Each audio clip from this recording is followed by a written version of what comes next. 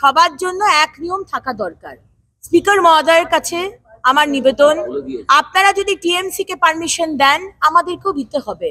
আপনি যদি টিএমসি কে বলেন বের করে বাইরে গিয়ে আন্দোলন করতে, আমরাও সঙ্গে সঙ্গে বাইরে গিয়ে আন্দোলন করব। আমরা কুচবিহারের মহিলাকে নিয়ে এসে, ভিকটিমকে নিয়ে এসে আমরা মহামহিম রাজ্যপালের কাছে যাব 1-2 দিনের মধ্যেই, এবং দরকার পড়লে আমরা মহামহিম রাষ্ট্রপতির কাছেও যাব। এখন আসলে রাজ্যপালকে নিয়ে মমতা ব্যানার্জি অত্যন্ত ফ্যাসাদে পড়েছে। রাজ্যপাল কেস ঠুকে দিয়েছেন মুখ্যমন্ত্রীর ওপরে। এখন অন্যভাবে কোন সাইন হচ্ছে না, কোন কি হচ্ছে না।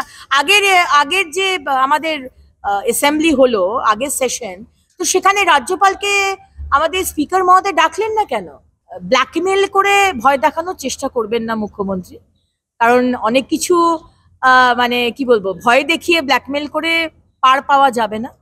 আগে থেকে যারা অনুমতি চেয়েছে তাদের অনুমতি দিয়েছি, ওরা তো অনেক পরে ওরা অনুমতি চেয়েছে।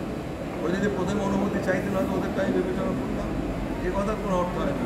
আমি ওদের অনুমতি দেইনি, কিন্তু আমি অবাক হয়ে গেলাম যে আমি একটা অনুমতি না দেওয়া সত্ত্বেও ওখানে বসেছেন। আমি কি ব্যবস্থা নেওয়া যায় সেটা আমি চিন্তা ভাবনা করব। আমাদের ডক্টর বিধানচন্দ্র রায়ের জন্মদিনের এখানে উপস্থিতি না হয়ে আর ওখানে বসে রয়েছেন, এটা অত্যন্ত দৃষ্টিকোণ। এদের একটা বোঝা উচিত যে আমাদের পশ্চিমবঙ্গের অন্যতম রূপকার ডক্টর বিধানচন্দ্র রায়, এই নতুন করে বিধানচন্দ্র রায়ের যে দৃষ্টিভঙ্গিতে পশ্চিমবঙ্গকে সাজিয়েছে, আজ তার জন্মদিন তিনি আমাদের এখানে মুখ্যমন্ত্রিত্ব করেছেন দীর্ঘদিন।